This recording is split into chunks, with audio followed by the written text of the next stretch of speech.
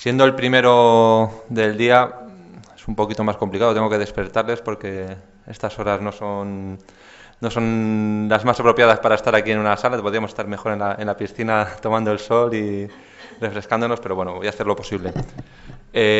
Cuando se pusieron en contacto conmigo para realizar una charla sobre cambio climático e instrumentos de desarrollo sostenible en Canarias, la primera idea que se me pasó por la cabeza fue aterrizar un poco, como ayer decía la viceconsejera, aterrizar de la parte teórica a una parte más práctica, y me propuse desarrollar una metodología, adaptar metodologías existentes al caso concreto de esta jornada, para calcular la huella de carbono de la jornada en la que estamos todos aquí hoy.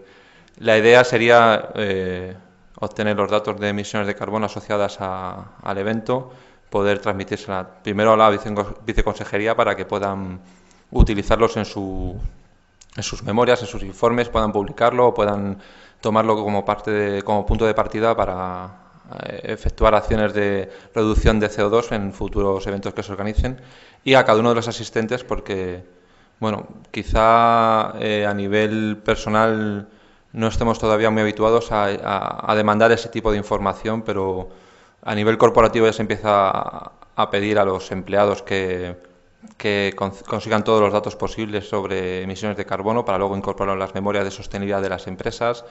Y fuera de España, nosotros llevamos siempre un paso por detrás de lo que se está haciendo en otros países. Fuera de España, los propios personas, los particulares, están demandando ese tipo de información porque quieren saber realmente cuál es el coste medioambiental de sus actos. Si ustedes se fijan en sus billetes de avión, aparece una notita que son las emisiones de CO2, y podemos optar por hacer una pequeña donación, por ejemplo, para no reducir, sino compensar esas emisiones con acciones que se hagan en el medio ambiente para compensar el CO2 que hemos emitido por nuestro viaje en el avión, poder conseguir, bueno, mediante proyectos de desarrollo, mediante proyectos ecológicos, generar absorber el CO2 que hemos generado de alguna forma indirecta. Como se comentó ayer en alguna de las ponencias, esto no es un problema local, es un problema global. Da igual que nosotros emitamos aquí o que lo emita una persona en la otra punta del globo, al final es un problema que nos va a afectar a todos. Más tarde o más temprano tendremos las consecuencias. Si no actuamos rápido, las tendremos todos encima y llegará el momento de pasar de las lamentaciones a la acción. Como decía, el objetivo de mi charla va a ser un poco introducir conceptos muy básicos que seguramente todo el mundo conozca, pero que creo que es necesario recordar para llegar a la última parte, en la que explicaré la metodología para calcular la huella de carbono, y posteriormente, cuando ustedes regresen a sus casas, posiblemente tengan un correo electrónico nuestro en el que os haremos unas pequeñas preguntitas para poder desarrollar esa huella de carbono. Como bien me ha presentado Pedro, yo soy un técnico de la empresa Exceleria, que somos del grupo Everis. Nuestra labor es una labor muy horizontal. Pasamos siempre pensando en la sostenibilidad como eje de nuestro trabajo. Tenemos áreas de eficiencia energética, tenemos áreas de movilidad sostenible, tenemos áreas de acústica, agua, construcción sostenible, siempre pensando en hacer una visión global, horizontal, de todas las afecciones posibles de cualquier ámbito de una empresa o de una ciudad o de un organismo. Pensar en todos los puntos en los que se puede mejorar, en los que se puede actuar para conseguir una actuación sostenible, un desarrollo sostenible de las empresas. Por eso nuestro leitmotiv es contribuir al desarrollo sostenible, minimizando los impactos ambientales e implementando recursos tecnológicos eficaces y eficientes.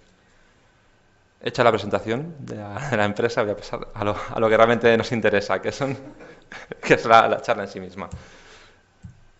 Como antecedente, seguramente todo el mundo conozca el famoso protocolo de Kioto, que supuso la primera vez que en común casi todos los países potentes, siempre hay algunas excepciones y todos sabemos cuáles son, la comunidad internacional se puso como propósito el luchar contra el cambio climático.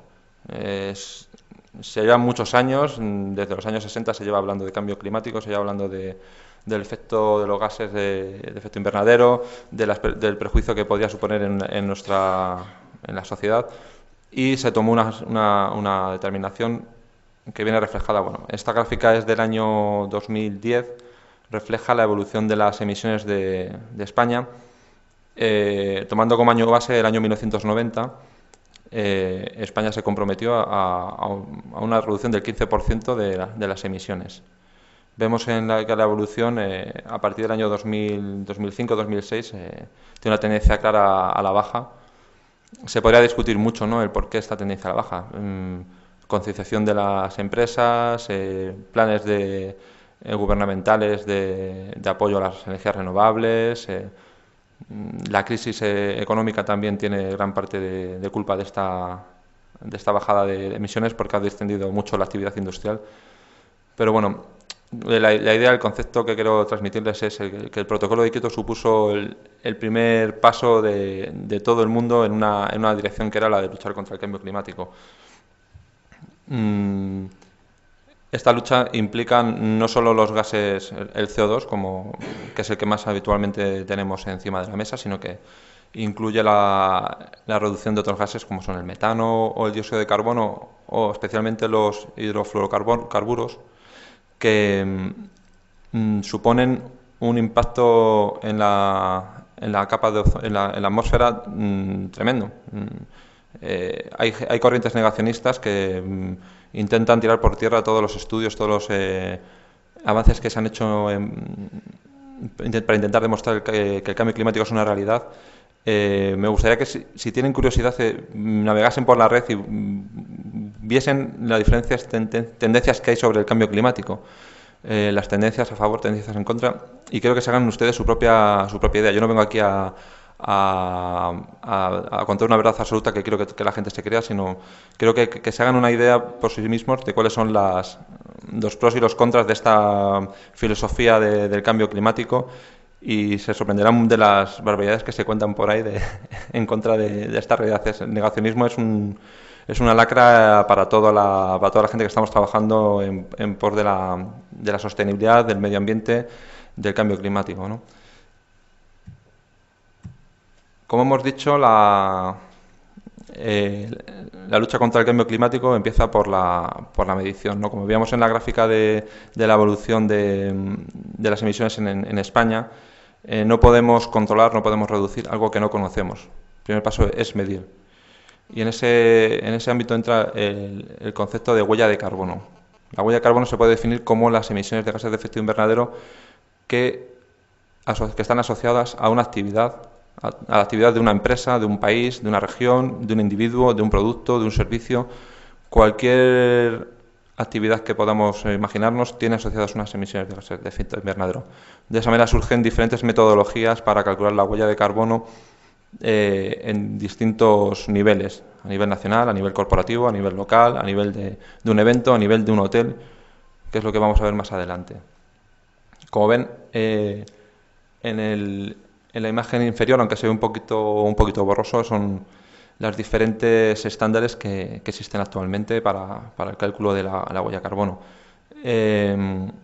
Puede parecer un poco contradictorio el que existan tantos estándares y protocolos para hacer el cálculo de la misma cosa, ¿no? Pero bueno, hay que entender que cada ámbito de aplicación tiene sus particularidades, y en lo que la metodología que utilizamos para calcular la huella de carbono, por ejemplo, de un evento como el de hoy, no puede ser la misma que para calcular la huella de carbono de un país.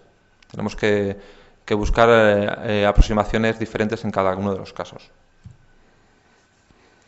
Tipos de huella de carbono: nos encontramos que la huella de carbono se puede entender, se puede pensar en ella como una cadena compuesta de múltiples eslabones, en la que un eslabón tira del siguiente para obtener los valores necesarios para hacer ese cálculo. Como decíamos antes, el protocolo de Kioto fue el primer paso que se dio a nivel internacional.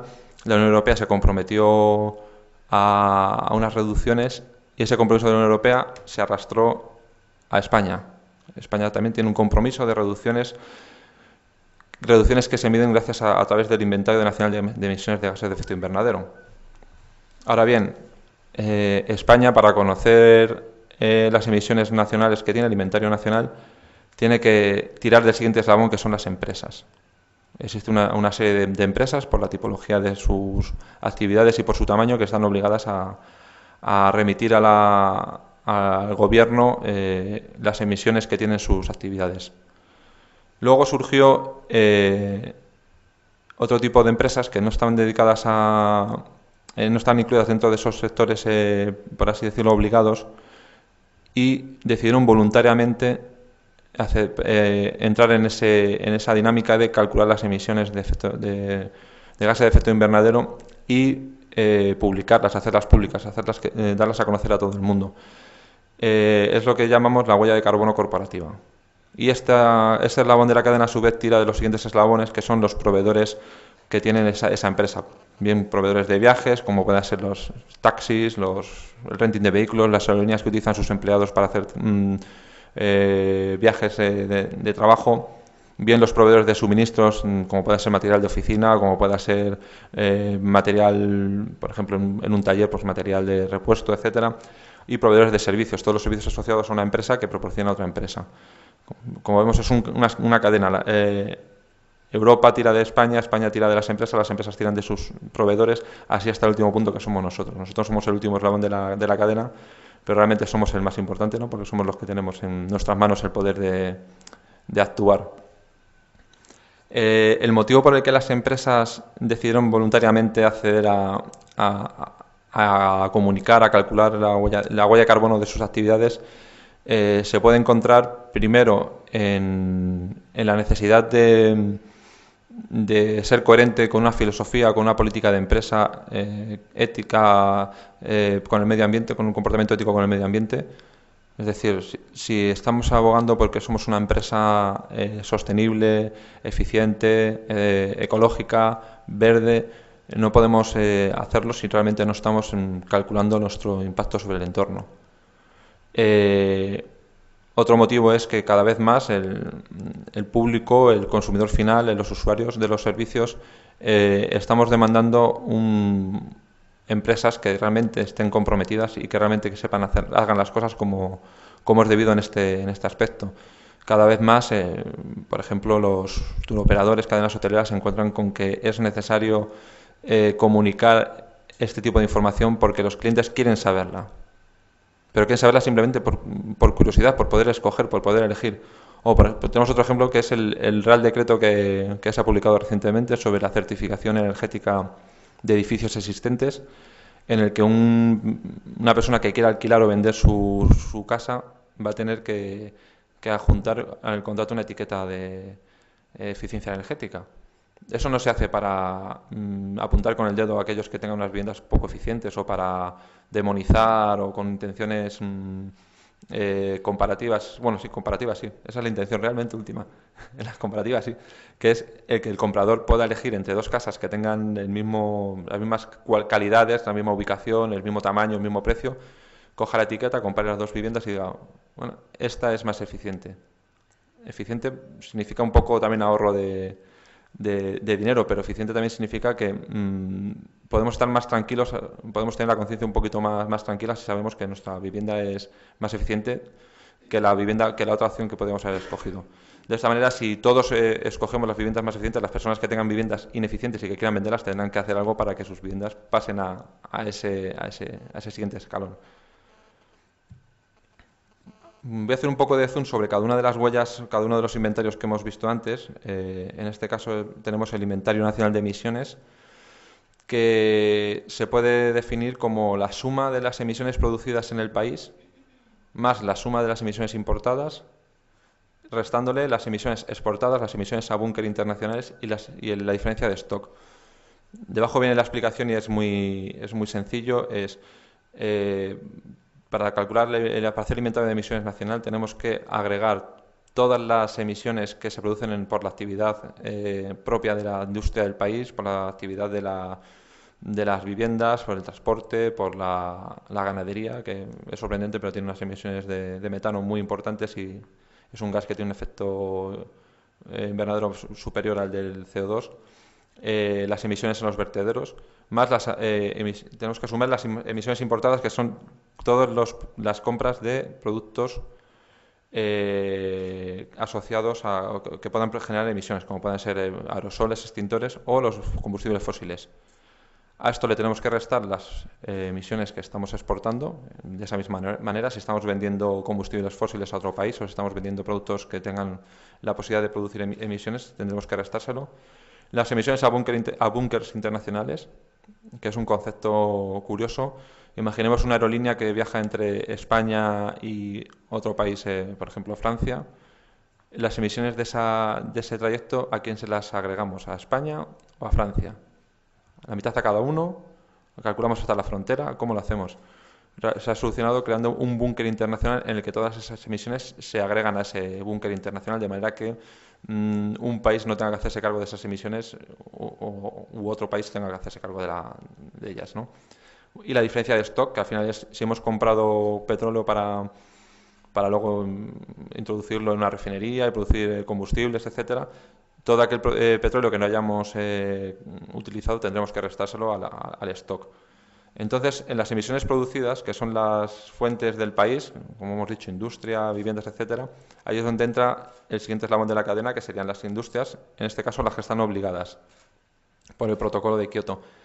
Ahí tienen un listado de estas empresas, como ven son sectores industriales intensivos en emisiones. Tenemos el sector eléctrico, producción de electricidad, el sector del refino, el sector cementero, el siderúrgico, papelero, sector de vidrio y cerámica, sector químico, sector del CO2.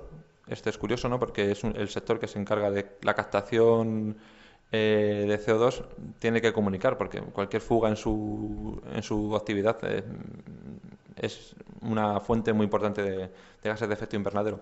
Y recientemente, creo que hace un par de años, fue cuando el sector de la aviación tuvo que declarar también sus emisiones. Para conocer las emisiones de una actividad, bien se puede recurrir a mediciones directas o se pueden recurrir a datos de actividad. Cada actividad tiene asociada un factor de emisión y de esa manera, pues, conociendo la actividad de la empresa, incluso desde un punto de vista económico, podemos conocer las emisiones asociadas a su actividad. Todas estas metodologías proceden del Panel Intergubernamental del Cambio Climático, el IPCC, que en el año 2006 marcó unas directrices para que se hiciesen este tipo de cálculos. Esto en cuanto a las empresas obligadas. Las empresas que voluntariamente quieren calcular sus emisiones son empresas que no tienen esa intensidad en la emisión y tienen que recurrir a otras formas de calcular, porque son emisiones que no son, como decían ayer en una de las ponencias, no vemos las chimeneas, ¿no? Las anteriores empresas sí que vemos las chimeneas y es tan fácil como medir la cantidad de humo que está saliendo por ellas. En este caso nos referimos a empresas que no es tan claro dónde tienen las emisiones, dónde se produce esa emisión. No hay una chimenea, no hay un volumen de CO2 saliendo a la atmósfera. Entonces recurrimos a lo que hemos comentado antes, a los datos de actividad y los factores de emisión de la actividad. Pensemos, por ejemplo, pues, una empresa que se dedica no sé, al embotellado de botellas, al embotellado de agua en botellas de cristal. Esa empresa tendrá una serie de actividades y cada una de ellas tendrá asociado un factor de emisión.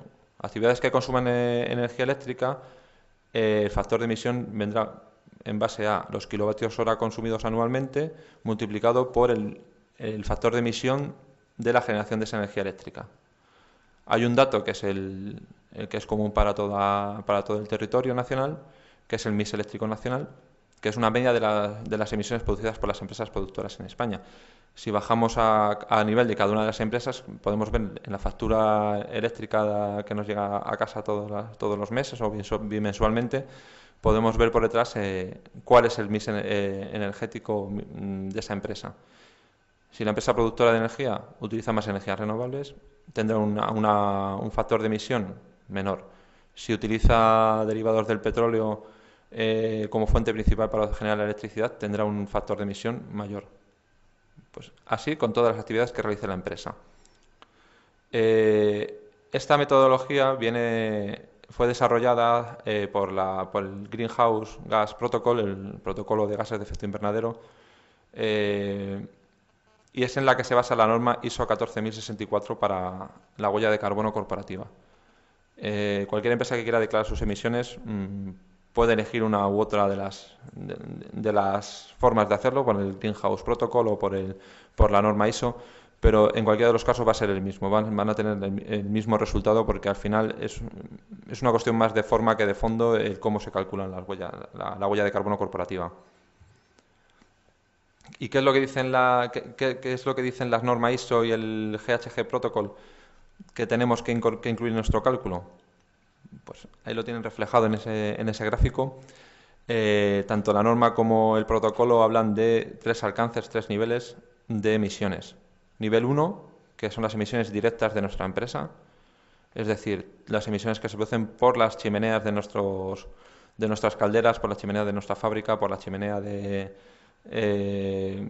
nuestra industria, más las emisiones de nuestros vehículos y las fugas que tengamos de gases refrigerantes que tienen también una afectación sobre el efecto invernadero.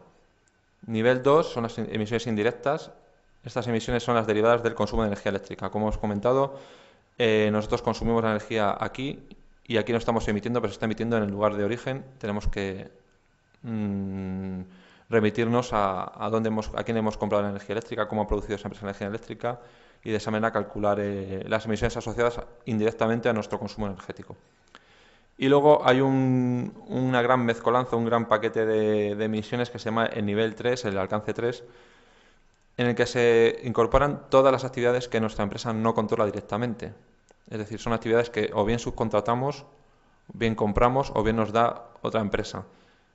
De esta manera tenemos proveedores de servicios que, por ejemplo, la limpieza de una oficina es subcontratada de una empresa a una empresa a una subcontrata. Esa servicio nosotros no la controlamos, no podemos meternos en la empresa de limpieza y decirle cómo tiene que hacer las cosas para que emitan menos. Entonces no la controlamos y por lo tanto la metemos en ese paquete 3. Igual con los productos que adquirimos o, por ejemplo, con los viajes que hacemos en un medio de transporte que no sea propio de la empresa. Un taxi, un coche de alquiler, ese tipo las emisiones asociadas a ese tipo de viajes hay que incluirlos en el alcance 3 porque nosotros no controlamos cómo la otra empresa gestiona su actividad para reducir las emisiones. Tanto la ISO 14064 como el protocolo GHG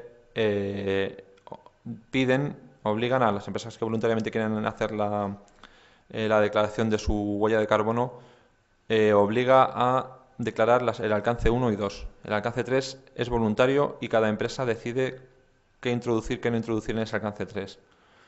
No se trata de hacer trampas y de decir, bueno, como hay un montón de cosas en ese alcance 3, yo voy a meter solo las que a mí me interesan, que tengan pocas emisiones para yo salir muy bien reflejado en la foto. A nadie le interesa realmente cómo salga reflejado en la foto, salvo a menos que no tomes medidas para reducir. No se trata de tener una foto fija, sino tener una grabación continua en la que tu empresa reduzca las emisiones anualmente. Da igual el punto de partida, vamos a fijarnos un objetivo de reducción.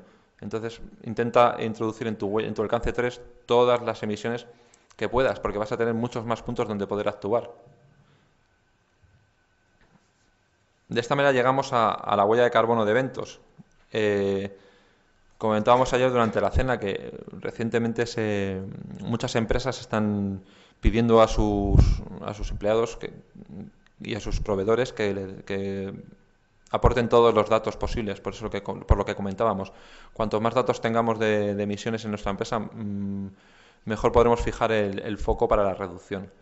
De esta manera resulta que hace unos años se encontraron en Estados Unidos, sobre todo, se encontraron los gerentes de muchos hoteles que los clientes, cuando por la mañana hacían el checkout de la habitación, a la vez que pedían la factura, pedían también las emisiones asociadas a su estancia en el hotel. El gerente del hotel se preguntaba, ¿por qué usted quiere saber esto? ¿No? Es que mi empresa me lo pide, porque cualquier viaje que hagamos los empleados tenemos que dar ese valor al departamento correspondiente para que hagan el cálculo de la huella de carbono de la empresa. De la misma manera, si una empresa organiza un evento, hay empresas, por ejemplo, en España Abengoa es la empresa puntera en este aspecto. Todos los eventos que organiza tienen el cálculo de la huella, calculan la huella de carbono para de esa manera poder luego incorporarla en sus memorias de sostenibilidad, incorporarlo en sus indicadores de sostenibilidad. Entonces, hace unos años, una serie de empresas hoteleras se unió y decidieron realizar un protocolo propio para el cálculo de la huella de carbono de la estancia de los clientes en un hotel o de la organización de eventos en un hotel. En un evento como el de hoy, por ejemplo, tenemos las emisiones asociadas al consumo de energía en el lugar del evento. Por ejemplo, todas las luces que tenemos aquí encendidas, el proyector, el ordenador, el equipo de sonido, el aire acondicionado, toda esa energía tiene asociadas unas emisiones de gases de efecto invernadero y hay que tenerlo en cuenta. El hospedaje de los asistentes tiene unas emisiones asociadas por las propias instalaciones del hotel. Por ejemplo, yo me he alojado en este hotel y las emisiones, mi estancia en este hotel esta noche tiene asociada unas emisiones por mi uso de la habitación, el consumo de energía que he tenido yo en mi habitación por la luz, la televisión, el aire acondicionado y por el consumo energético que tiene el hotel por hacer la limpieza de mi habitación, por hacer la limpieza de las toallas, etcétera. De la misma manera, para venir hasta este evento yo tengo que venir en un transporte. Vengo desde Madrid en un vuelo que tiene unas emisiones asociadas. Entonces, los organizadores del evento tienen que conocer quién ha venido en qué tipo de transporte y cuántos kilómetros ha recorrido para poder asociar el transporte de cada uno de los asistentes a unas huellas de carbono. Incluso si durante el evento hay transporte, si yo tengo que desplazarme después del evento a un hotel que esté más alejado, también tendré que considerarlo. En cuanto a los productos, todo el catering que ha asociado, por ejemplo, las botellas de agua, el café, los trípticos que se han impreso, los bolígrafos que se han dado a la vez que se daba el cuadernillo, todos esos productos tienen asociado también una huella de carbono y deberemos también tenerlo en cuenta cuando queramos hacer el cálculo. Como decía, el objetivo es obtener una tablita como la que aparece a la derecha, en la que, conociendo la huella de carbono de la actividad del hotel, podamos desagregar en la huella de carbono para cada una de las personas que ha asistido al evento y para cada uno, incluso desagregarlo en los metros cuadrados, para los metros cuadrados de sala que ha contratado la organización, ¿no?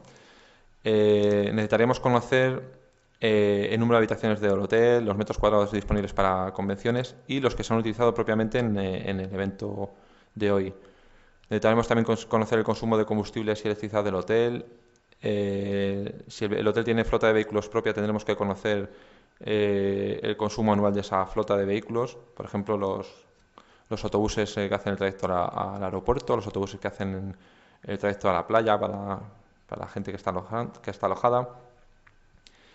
Igualmente, con las fugas de los equipos de climatización tenemos que conocer la carga de esos equipos, tenemos que conocer también las emisiones asociadas al servicio de lavandería, si este está externalizado, si es interno no tenemos por qué desagregarlo porque estará incluido en el consumo general del hotel.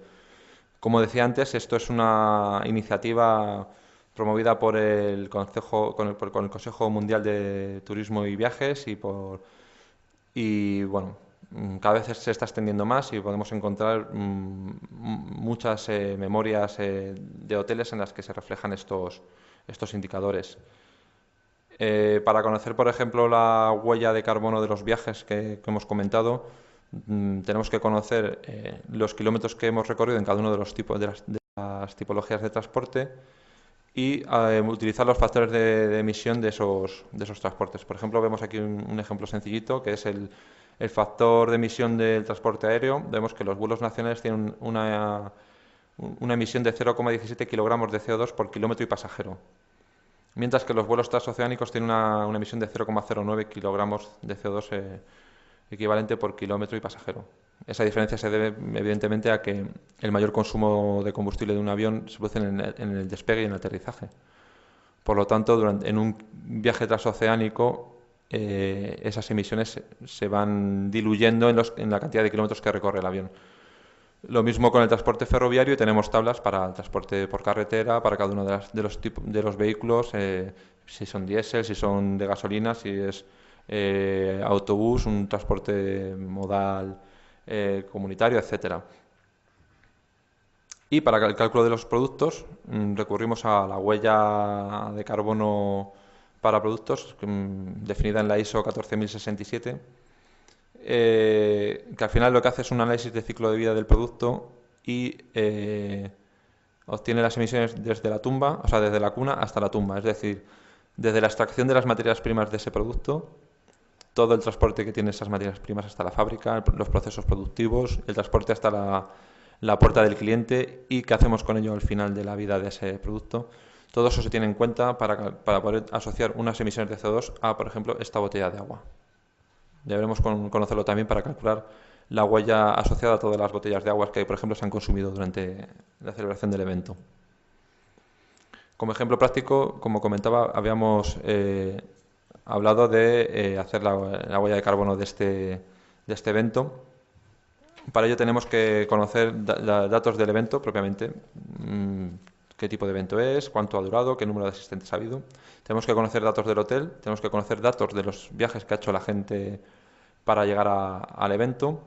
Tenemos que conocer datos de los productos y tenemos que conocer datos de los residuos que se han generado, porque el tratamiento de residuos tiene unas emisiones muy importantes y no se deben despreciar al hacer el cálculo.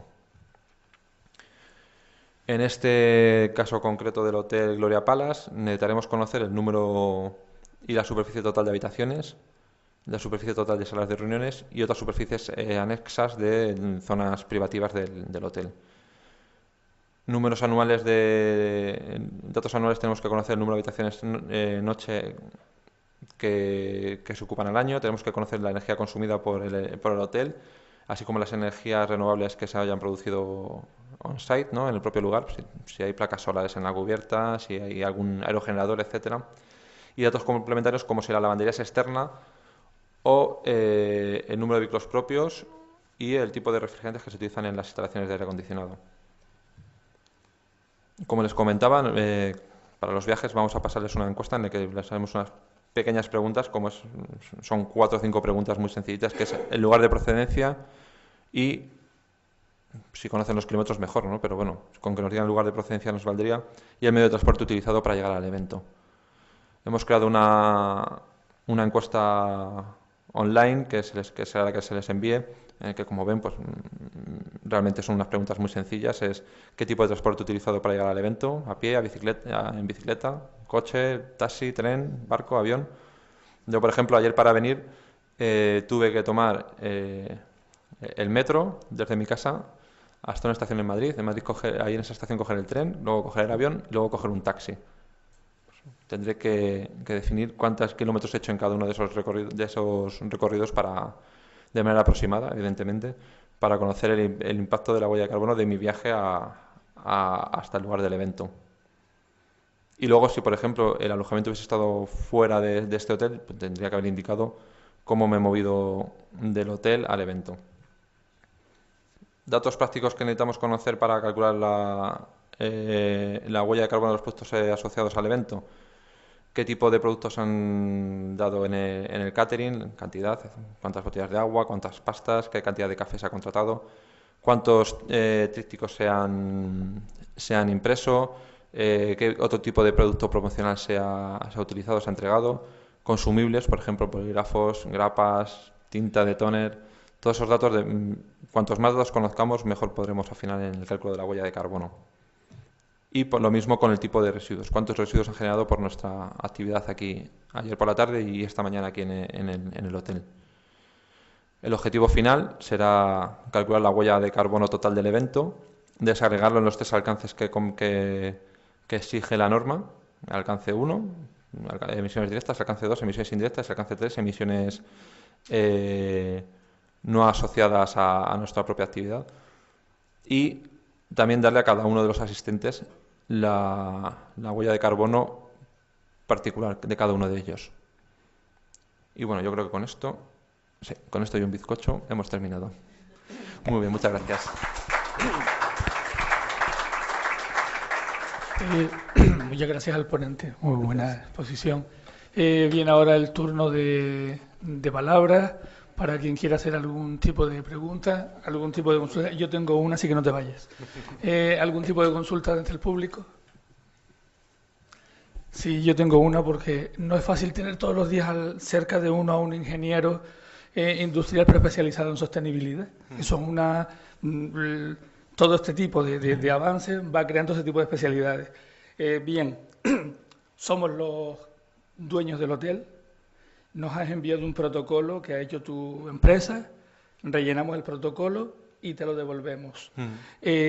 Cuando te devuelvo el protocolo, se supone que estoy esperando una respuesta de tu empresa de cómo debo mejorar todo el evento, la parte mejorable, la parte que se pueda modificar, para ir reduciendo cada vez más no solo costes, sino acciones que benefician en la cuestión de la sostenibilidad. ¿Eso es viable? O Sí, sea, sí. a ver, De hecho, explícamelo. la norma exige que junto a al cálculo de las emisiones exista un objetivo de reducción. Realmente lo importante no es el número que obtenemos al hacer el cálculo, sino el objetivo que nos planteemos de reducción y qué medidas vamos a obtener, a poner en marcha para obtener para conseguir ese objetivo. Las medidas pueden pasar por simplemente elegir un lugar para hacer el evento en el mismo sitio que se alojen las personas, es decir, el mismo hotel para hacer el evento y el alojamiento de las personas, que no se tengan que desplazar durante el transcurso del evento. Otra opción sería, por ejemplo, seleccionar proveedores de productos básicos, como por ejemplo la botella de agua, que nos den la huella de carbono de su producto y sea mejor que el de la media o que el que teníamos pensado comprar. Podemos hacer multitud de acciones, pero sí, siempre que hacemos una huella de carbono hay que marcarse unos objetivos de reducción y marcar un camino, una hoja de ruta, como está de moda decir últimamente, ¿no? Una hoja de ruta para conseguir esa reducción. Y además lo interesante es hacer el seguimiento anual, ir comparando año a año que efectivamente las emisiones y ver que efectivamente estamos consiguiendo esa reducción.